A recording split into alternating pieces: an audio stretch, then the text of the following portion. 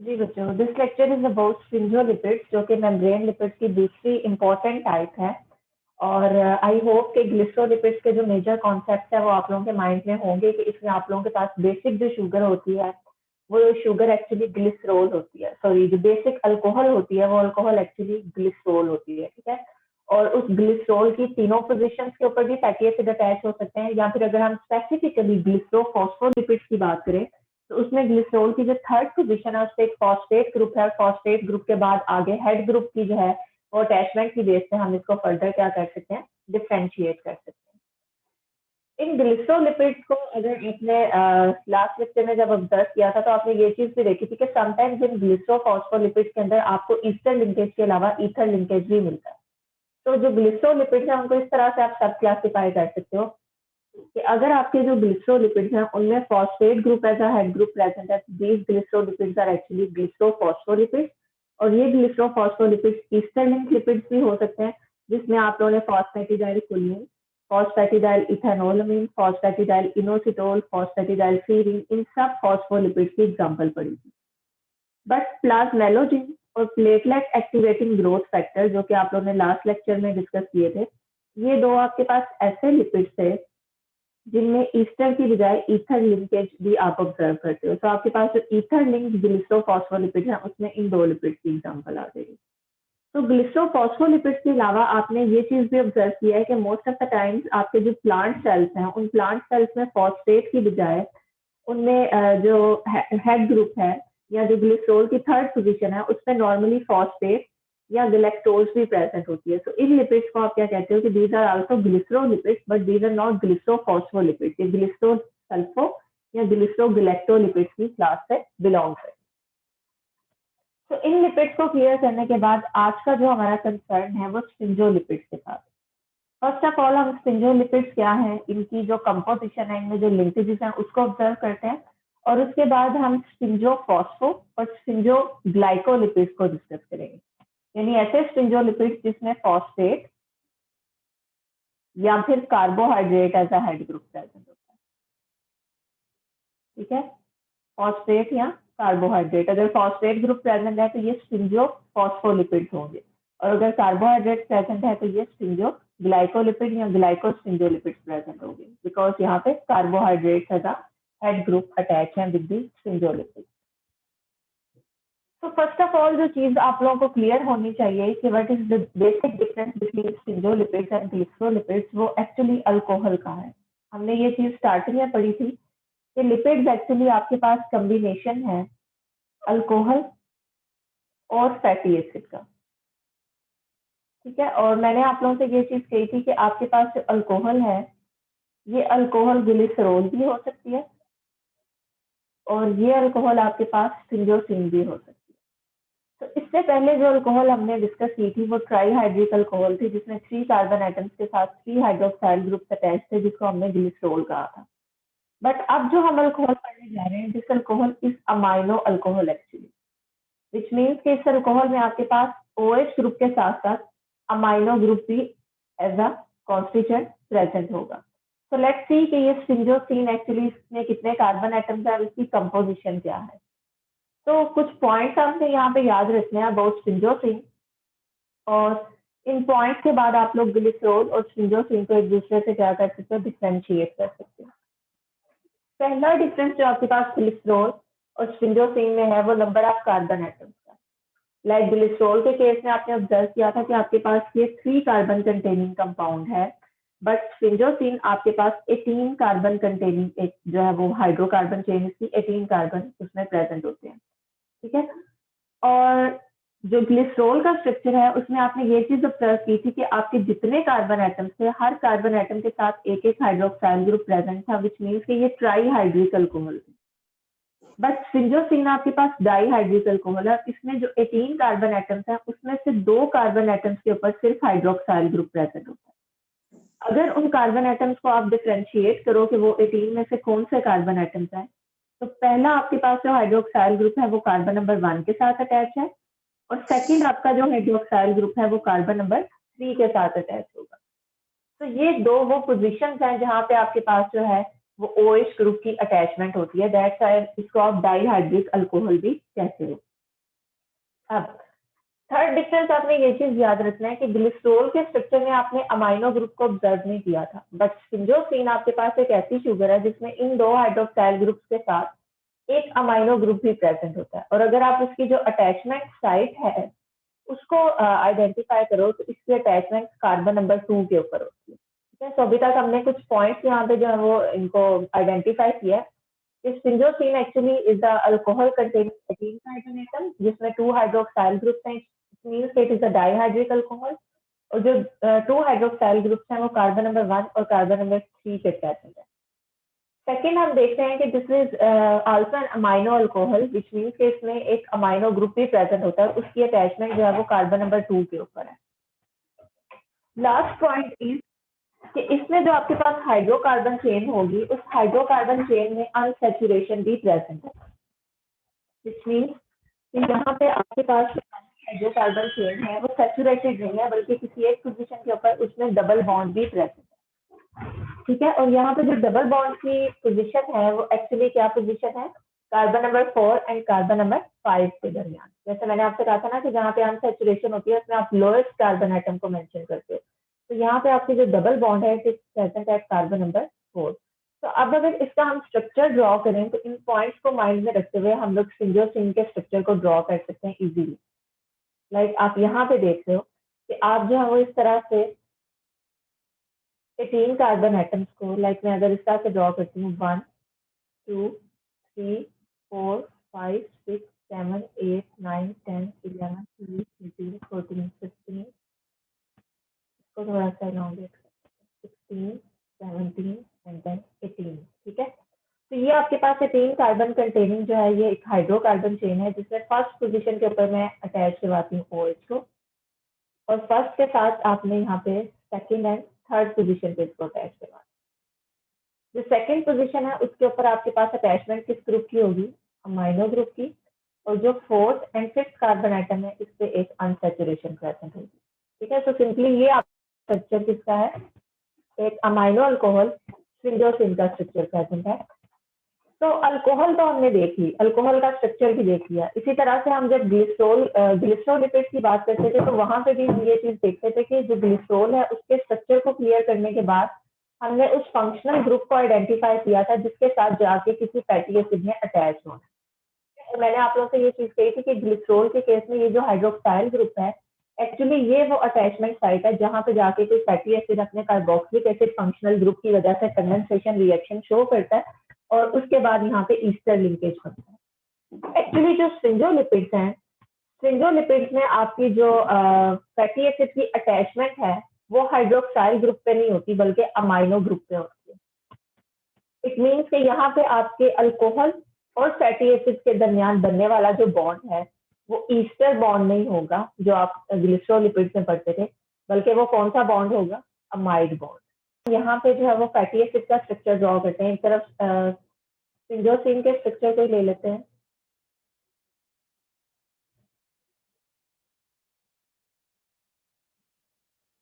और दूसरी तरफ हम किसी फैटी एसिड के स्ट्रक्चर को ड्रॉ करते हैं।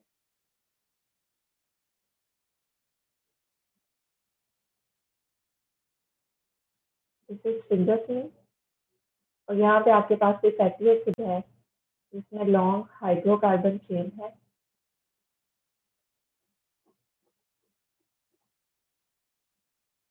और एंड पे carboxylic acid functional group attach. तो अगर ये कार्बोक्सिलिक एसिड फंक्शनल ग्रुप इस अमाइनो ग्रुप के साथ कंडेंसेशन रिएक्शन शो करेगा तो आपके पास जो कार्बोक्सिलिक एसिड और अमाइनो ग्रुप के दरमियान कंडेंसेशन रिएक्शन के बाद कार्बन और नाइट्रोजन के दरमियान एक बॉन्ड फॉर्मेशन होगा, उस बॉन्ड को आप क्या कहते हो, अमाइड बॉन्ड। ठीक है, इसमें अब जब कंडेंसेशन होगी तो यहाँ से आपका पूरा OH ग्रुप रिलीज होगा, और इधर आपके पास जो स्ट्रक्चर है अमाइनो ग्रुप का स्ट्रक्चर, ऑब्वियसली अगर नाइट्रोजन ने कार्बन के साथ बॉन्ड फॉर्मेशन करनी है तो यहाँ दो में से एक हाइड्रोजन को इसे क्या करना है, रिलीज करना है। तो यहाँ से अगर OH ग्रुप रिलीज हो रहा है और यहाँ से एक हाइड्रोजन रिलीज हो रहा है तो आपके पास नाइट्रोजन और कार्बन की वैलेंसी डिस्टर्ब हो रही है। इट मीन्स इस कार्बन में भी एक बॉन्ड का पोटेंशियल है और यहाँ पे इस अमाइनो ग्रुप में भी बॉन्ड का पोटेंशियल है। So nitrogen will make a bond with this carbon. ठीक है, तो इस तरह से ये जो आपका स्ट्रक्चर है ये यहाँ पे बॉन्ड फॉर्मेशन में यूज हो जाएगा। सपोज ये आपके पास यहाँ पे स्टीरियोसिन है, ये सेकंड कार्बन आइटम के साथ amino group, this is third carbon atom, और इसी तरह से आपका जो है वो स्ट्रक्चर आगे कॉन्टिन्यूस रहेगा। तो आपने ये चीज याद रखनी है कि हमेशा यहाँ पे जो कंडेंसेशन रिएक्शन है फैटी एसिड और अल्कोहल के दरमियान, उस रिएक्शन में ये OH ग्रुप इन्वॉल्व नहीं हो रहे, बल्कि आपके पास amino group carboxylic acid group के साथ बॉन्ड फॉर्मेशन कर रहा है, और इस केस में आपके पास ये जो बॉन्ड बन रहा है, this bond is actually amide bond. ठीक है, तो अमाइड बॉन्ड के थ्रू आपका एक फैटी एसिड जो है वो अमाइनो ग्रुप ऑफ स्ट्रिंजोसिन के साथ क्या होगा, लिंकेज डेवलप करेगा। तो हमेशा स्ट्रिंजोसिन की सेकंड पोजीशन पे जो अमाइनो ग्रुप है, this amino group is an acceptor for a fatty acid. और नॉर्मली आपके पास ये जो कॉम्बिनेशन बनता है इसको आप कहते हैं स्ट्रिंजोलिपिड। ठीक है, यानी यहाँ पे आपके पास पोज इस टाइम पे कोई हेड ग्रुप अटैच नहीं है। ये जो आपके पास कॉम्बिनेशन है जिसमें फर्स्ट पोजीशन के ऊपर OH है, थर्ड पोजीशन पे OH है और सेकंड पे एक फैटी एसिड अटैच है, इसको आप कहते हो कि दिस इज स्ट्रिंजोलिपिड।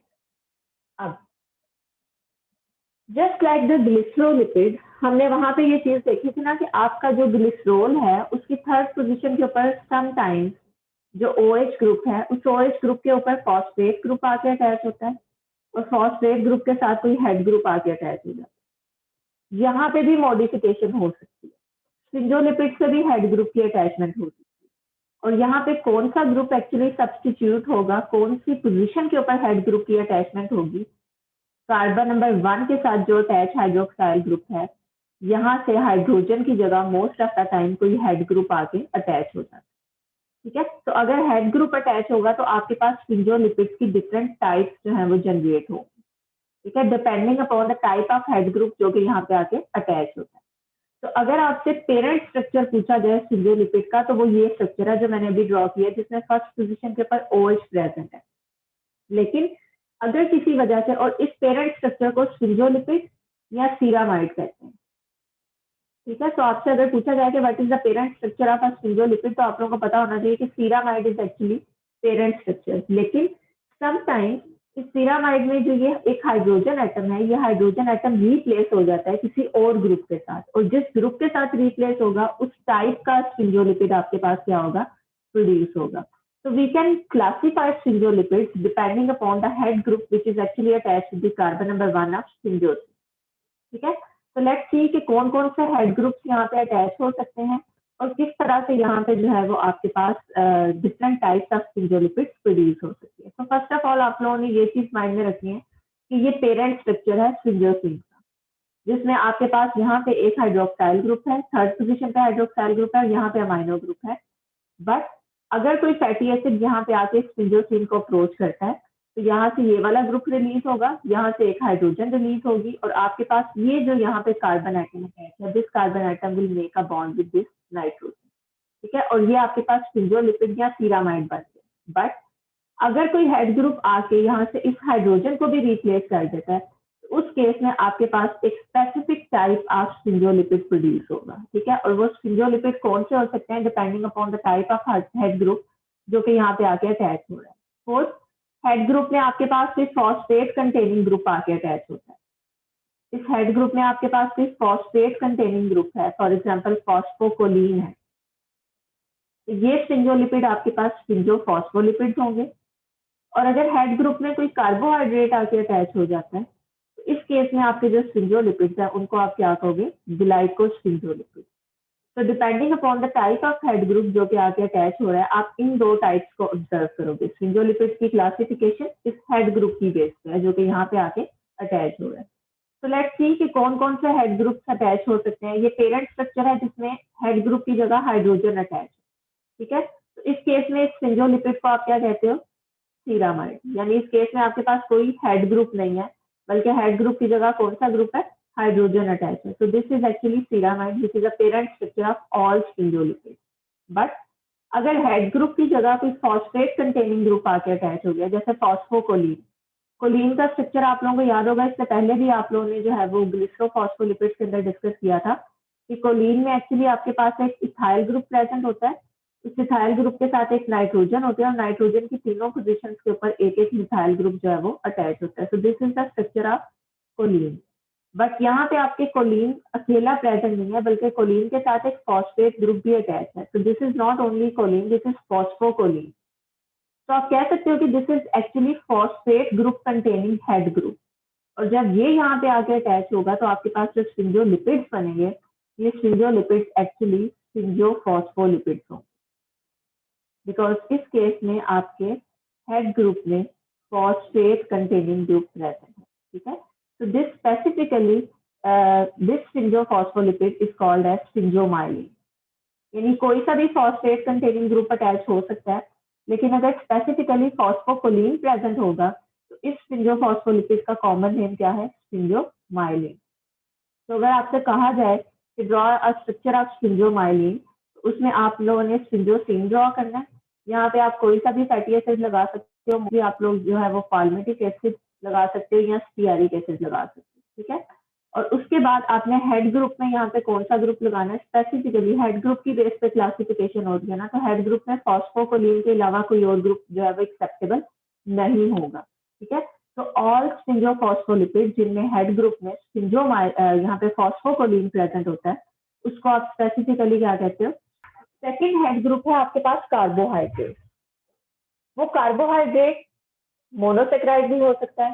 फॉर एग्जाम्पल एक अकेला ग्लूकोज का मॉलिक्यूल अटैच हो सकता है, गैलेक्टोज का मॉलिक्यूल अटैच हो सकता है। अब ग्लूकोज को आपने अटैच अगर इधर करना है तो हमेशा याद रखिएगा कि ग्लूकोज के कार्बन नंबर 1 के साथ अटैचमेंट होनी चाहिए।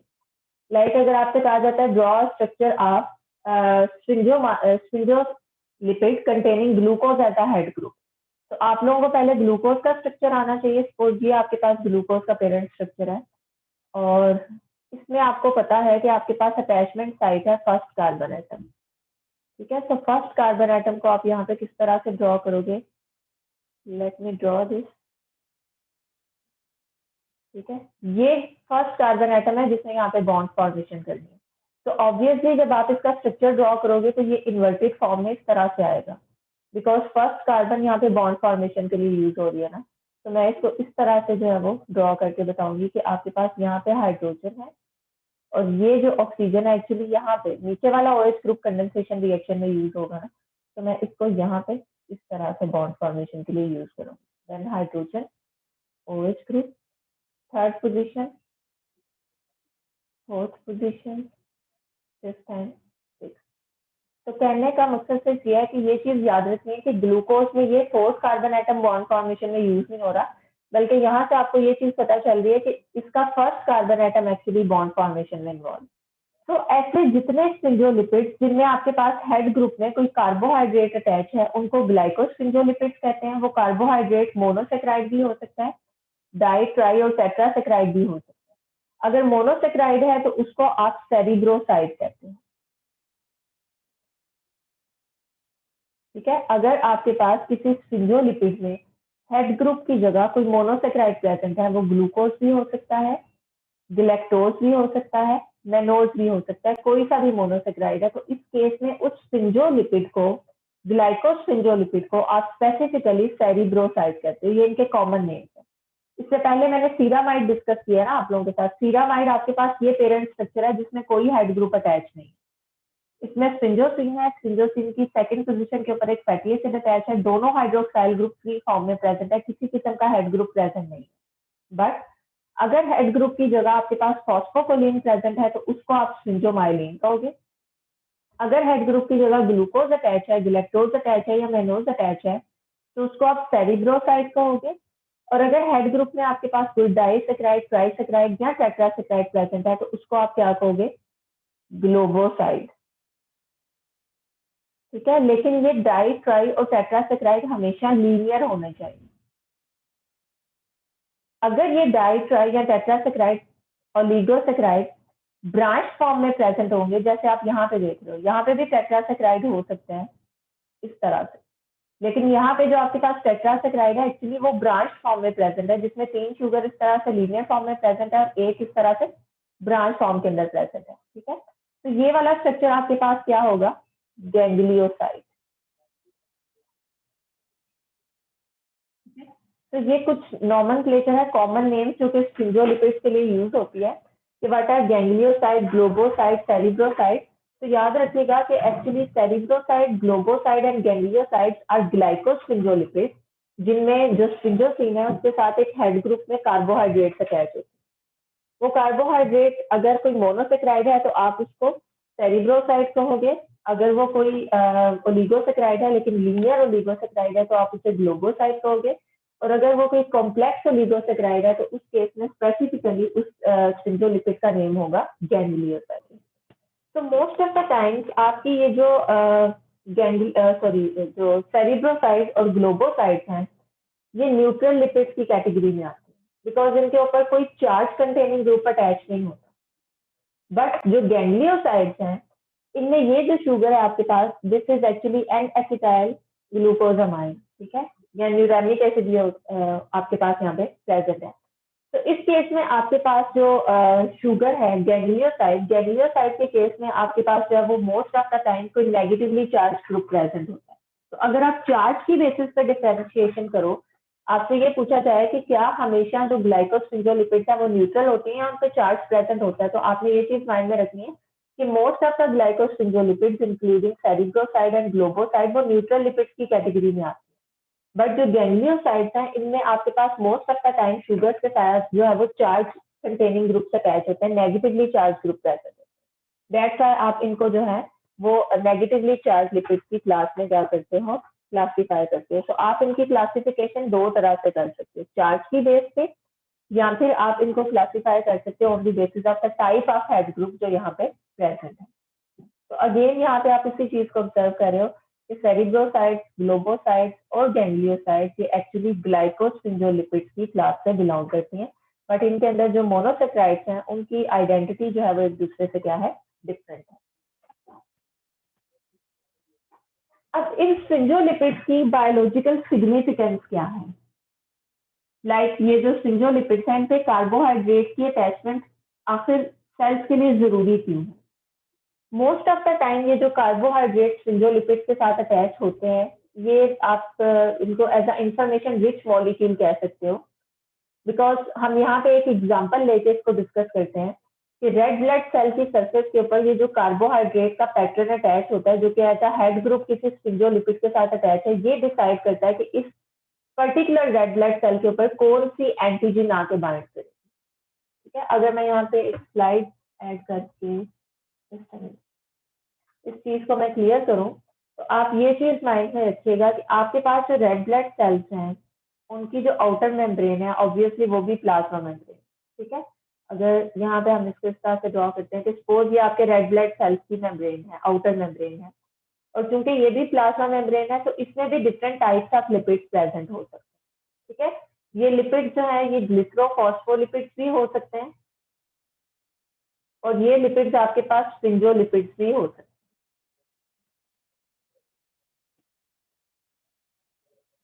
अब मोस्ट ऑफ द स्फिंगोलिपिड्स जो कि रेड ब्लड सेल्स की सरफेस के ऊपर प्रेजेंट होते हैं, ये स्फिंगोलिपिड्स ग्लाइकोस्फिंगोलिपिड्स होते हैं, यानी इनमें स्फिंगोलिपिड्स के साथ कार्बोहाइड्रेट भी अटैच होते हैं।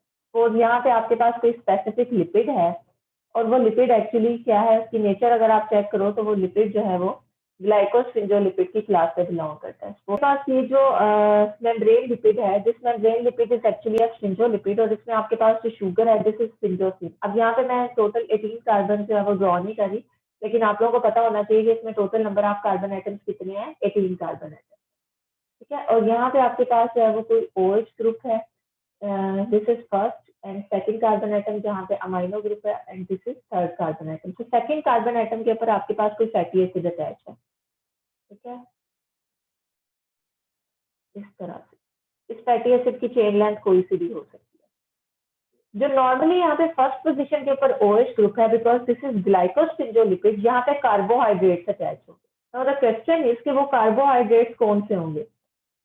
यहाँ पे जो ब्लड सेल्स हैं उनकी सरफेस के ऊपर एक खास पैटर्न प्रेजेंट होता है कार्बोहाइड्रेट का, यानी एक खास किस्म का एक कंजर्व पैटर्न प्रेजेंट होता है, जिसमें पहला मोनोसेक्राइड हमेशा ग्लूकोज होता है, ठीक है। और ग्लूकोज की सिंबॉलिक रिप्रेजेंटेशन में हमें पता है कि जितनी भी हेक्सोसिस है, अगर सिंपल हेक्सोसिस हो तो उनको सर्कल से हम इस तरह से ड्रॉ करते हैं, और ग्लूकोज के लिए सर्कल को हम ब्लू कलर से फिल करते हैं।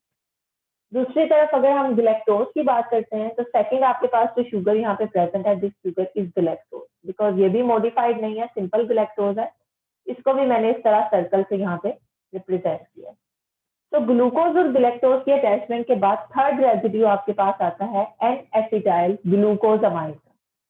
यानी ये एक ऐसी शुगर है जिसमें आपके पास जो है वो सेकंड पोजीशन के ऊपर अमाइनो और फिर एसिटाइल ग्रुप प्रेजेंट है, which is an acetyl glucosamine. तो ये आपके पास मॉडिफाइड हेक्सोज है, this is not only glucose, ये एन एसिटाइल ग्लूकोजामाइन है। दैट्स व्हाई मैं इसको यहाँ पे इस तरह से स्क्वायर बार से जो है वो रिप्रेजेंट कर रही हूँ। और अगेन आपके पास जो फाइनल पोजीशन है उस पर एक और residue of glucose sorry galactose जो है वो अटैच होता है। तो रेड ब्लड सेल्स की सरफेस के ऊपर ये चार जो आपके पास जो यहाँ पे मैंने शुगर्स ड्रॉ किए हैं वो इस तरह से एक स्पेसिफिक लिंकेज के थ्रू अटैच होती हैं और फाइनल पोजीशन के ऊपर आपके पास यहाँ पे जो है वो एक 5 कार्बन शुगर ग्लूकोज अटैच होती है। ये एक ऐसा कॉम्बिनेशन है जो कि हर रेड ब्लड सेल के ऊपर प्रेजेंट होता है, ठीक है। और इस कॉम्बिनेशन के ऊपर किसी किस्म की एंटीजन आके अटैच नहीं करती। यानी ये एक ऐसा कॉम्बिनेशन है जो कि हर जो ह्यूमन बीइंग है उनकी रेड ब्लड सेल की सरफेस के ऊपर जो स्फिंगोलिपिड्स प्रेजेंट हैं उनके ऊपर ये कार्बोहाइड्रेट का पैटर्न प्रेजेंट होता है, बट इस पैटर्न के ऊपर किसी किस्म की एंटीजन आके अटैच नहीं होती। ना ए एंटीजन बाइंड कर सकती है और ना ही बी एंटीजन बाइंड कर सकती है। ए एंटीजन की अटैचमेंट के लिए जरूरी है कि जब पर्सन की जो है वो उसमें डेवलपमेंटल स्टेजेस चल रही होती हैं तो उस टाइम पे यहाँ पे ये जो कार्बोहाइड्रेट पोर्शन है इस कार्बोहाइड्रेट पोर्शन की मॉडिफिकेशन हो और जो टर्मिनल पोजीशन है यहाँ पे ग्लूकोज के आगे एक और रेजिड्यू आगे अटैच हो और वो रेजिड्यू कौन सा होगा, एन एसिटाइल गैलेक्टोज अमाइन, ठीक है। इट मीन्स ये जो सिंपल गैलेक्टोज है इसके आगे एक मॉडिफाइड रेजिड्यू ऑफ गैलेक्टोज भी रिक्वायर्ड होता है and this is an acetyl galactose amine. तो एन एसिटाइल गैलेक्टोज अमाइन के बाद इस कॉम्बिनेशन पे आपकी एंटीजन ए स्पेसिफिकली आके बाइंड कर सकती है। यानी पहले किसी किस्म की एंटीजन बाइंड नहीं कर रही थी, लेकिन जैसे यहाँ पे एन एसिटाइल गैलेक्टोज अमाइन आके अटैच होगा तो अब this specific carbohydrate portion is encoding N antigen ए, ठीक है। यहाँ पे ए एंटीजन आके क्या करेगी, बाइंड करेगी। अगर यहाँ पे जो है वो एन एसिटाइल गैलेक्टोज अमाइन की जगह एक और रेजिड्यू ऑफ गैलेक्टोज आके अटैच हो जाए और यहाँ पे आपके पास जो है वो गैलेक्टोज का रेजिड्यू आके अटैच होता है, मैं इस सर्कल को इस तरह से फिल कर रही हूँ। तो उस केस में इस कॉम्बिनेशन के ऊपर कौन सी एंटीजन आके बाइंड करेगी, बी एंटीजन आके बाइंड करेगी। तो इस एग्जाम्पल को यहाँ पे इनकोड करने का मकसद सिर्फ ये है कि ये जो ग्लाइकोस्फिंगोलिपिड्स हैं इन ग्लाइकोस्फिंगोलिपिड्स के ऊपर कार्बोहाइड्रेट की अटैचमेंट एक्चुअली इनको एक इंफॉर्मेशन प्रोवाइड करती है कि इस सरफेस इस सेल की सरफेस के ऊपर कौन सी एंटीजन जो है वो बाइंड करनी चाहिए, ठीक है। सो जो रेड ब्लड सेल्स हैं उनमें जो specific type of antigen bind करती हैं वो एंटीजन जो है वो बाय चांस बाइंड नहीं करती। यानी हम ये नहीं कह सकते कि रैंडमली किसी पर्सन के जो है वो ब्लड में ए एंटीजन बाइंड करती है, किसी पर्सन के जो ब्लड सेल्स है उसको बी एंटीजन बाइंड करती है, बल्कि उन एंटीजन को बाइंड करने के लिए एक स्पेसिफिक कोड प्रेजेंट होता है and this code is a sugar code, ठीक है। तो रेड ब्लड सेल्स के सरफेस पे भी जो लिपिड्स प्रेजेंट होती हैं दीज आर दी स्फिंगोलिपिड्स और ये स्फिंगोलिपिड्स एक्चुअली मॉडिफाइड हैं, इनमें कार्बोहाइड्रेट की एक चेन अटैच है, उस चेन की आइडेंटिटी यहाँ पे मेंशन। ये कॉम्बिनेशन हर सेल पे प्रेजेंट होता है but this combination is not specifying any antigen, A antigen को भी स्पेसिफाई नहीं करता और बी एंटीजन को भी स्पेसिफाई नहीं करता। बट अगर आपके पास एक ऐसा कॉम्बिनेशन है जिसमें ये जो पोर्शन है आपके पास, ये जो एच सब्सटेंस है, ये जो एंटीजन है, इसमें further N acetyl galactose amine आके अटैच हो जाए तो इस केस में आपके पास एंटीजन ए बाइंड करेगी। और अगर आपके पास इस पूरे के पूरे ये जो एच सब्सटेंस है, इसे एच सब्सटेंस इसलिए कह रहे हैं, एच एंटीजन इसलिए कह रहे हैं बिकॉज ये वो एंटीजन है जो कि पेरेंट एंटीजन है जो कि हर तरह के सेल के अंदर प्रेजेंट होती है। यहाँ पे आपके पास जो है वो गैलेक्टोज का एक रेजिड्यू फर्दर अटैच होगा तो दिस टाइम आपकी जो एंटीजन यहाँ पे स्पेसिफाई होगी, this antigen will be B antigen. तो कार्बोहाइड्रेट मॉइटीज ऑफ स्फिंगोलिपिड्स ये डिफाइन करती हैं कि एक्चुअली ह्यूमन जो है उनका ब्लड ग्रुप क्या होगा, ठीक है। तो ब्लड टाइपिंग में इन स्फिंगोलिपिड्स का बहुत इंपॉर्टेंट रोल है। इसको आप ये भी कह सकते हैं कि this is functional significance of sphingolipids. तो इस पॉइंट को अब हम एंड करते हैं। और यहाँ पे जो मैंने स्टार्टिंग में आप लोगों के सामने क्लासिफिकेशन डिस्कस की थी कि एक्चुअली जो मेम्ब्रेन लिपिड्स हैं, जो स्ट्रक्चरल लिपिड्स हैं, ये स्ट्रक्चरल लिपिड्स 2 टाइप्स के हो सकते हैं, ग्लिसरोलिपिड्स भी हो सकते हैं, स्फिंगोलिपिड्स भी हो सकते हैं। ग्लिसरोलिपिड्स में ये सारी टाइप्स हम डिस्कस कर चुके हैं। तो स्फिंगोलिपिड्स को भी आज हमने डिस्कस किया है कि actually these lipids are combination of sphingosine and fatty acid. ठीक है, और स्फिंगोसिन और फैटी एसिड को आपस में कंबाइन करने के लिए जो स्पेसिफिक लिंकेज प्रेजेंट है, दिस इज अमाइड लिंकेज। ठीक है, तो इन स्फिंगोसिन और फैटी एसिड के कॉम्बिनेशन के बाद आपके पास डिफरेंट टाइप्स ऑफ जो है वो स्फिंगोलिपिड्स प्रोड्यूस हो सकते हैं। अगर आपके पास हेड ग्रुप में जो है वो फॉस्फोकोलिन प्रेजेंट है, तो उस केस में आप कहोगे कि this specifically this sphingolipid is sphingophospholipid या फिर स्फिंगोमाइलिन। और अगर आपके पास जो है वो कार्बोहाइड्रेट ऐसा हेड ग्रुप प्रेजेंट होता है, तो कार्बोहाइड्रेट की बेस पे आप उनको कह सकते हो कि दीज आर ग्लाइकोस्फिंगोलिपिड। वो ग्लाइकोस्फिंगोलिपिड जो है वो सेरिब्रोसाइड्स भी हो सकते हैं अगर आपके पास मोनोसेक्राइड अटैच है, ग्लोबोसाइड भी हो सकते हैं अगर आपके पास लीनियर डाई ट्राई या टेट्रासेक्राइड प्रेजेंट है, और गैंग्लियोसाइड भी हो सकते हैं अगर आपके पास जो है वो ब्रांच ओलिगोसेक्राइड प्रेजेंट है। और डिपेंडिंग अपॉन चार्ज अगर बात करो तो आपके पास 2 टाइप्स हो सकती हैं ग्लाइकोस्फिंगोलिपिड्स की, जिसमें से सेरिब्रोसाइड और ग्लोबोसाइड न्यूट्रल लिपिड्स हैं, और गैंग्लियोसाइड आपके पास क्या है, नेगेटिवली चार्ज लिपिड्स है। तो इस क्लासिफिकेशन के बाद आप मेम्ब्रेन लिपिड्स को एक और जो है वो मेथड से भी सब क्लासिफाई कर सकते हो। यानी अगर आपके पास मेन क्लास है मेम्ब्रेन लिपिड्स, तो आप उनको 4 कैटेगरीज में जो है वो क्लासिफाई कर सकते हो। Membrane lipids could be phospholipid, glycolipid, sulfolipid and sterol. Phospholipid में आपके पास ग्लिसरोफॉस्फोलिपिड भी आ सकते हैं, जिसमें phosphatidyl choline, phosphatidyl serine, phosphatidyl ethanolamine, phosphatidyl inositol, phosphatidyl glycerol and cardiolipin. ठीक है, और आपके पास ये फॉस्फोलिपिड स्फिंगोफॉस्फोलिपिड भी हो सकते हैं, जिसमें आपने स्फिंगोमाइलिन की एग्जांपल पढ़ी है। यानी ये सारे फॉस्फोलिपिड हैं, बिकॉज फॉस्फोलिपिड ऐसे लिपिड्स होते हैं ना जिनमें फॉस्फेट ग्रुप प्रेजेंट होता है। तो हम यहाँ पे शुगर को नहीं, आपकी जो अल्कोहल है उसको नहीं देख रहे, वो ग्लिसरोल भी हो सकती है, स्फिंगोसिन भी हो सकती है, लेकिन यहाँ पे जो क्लासिफिकेशन की कंडीशन है वो actually presence and absence of phosphate group है। तो फॉस्फेट ग्रुप की प्रेजेंस की वजह से इनको हम फॉस्फोलिपिड की क्लास में क्या कर रहे हैं, क्लासिफाई कर रहे हैं।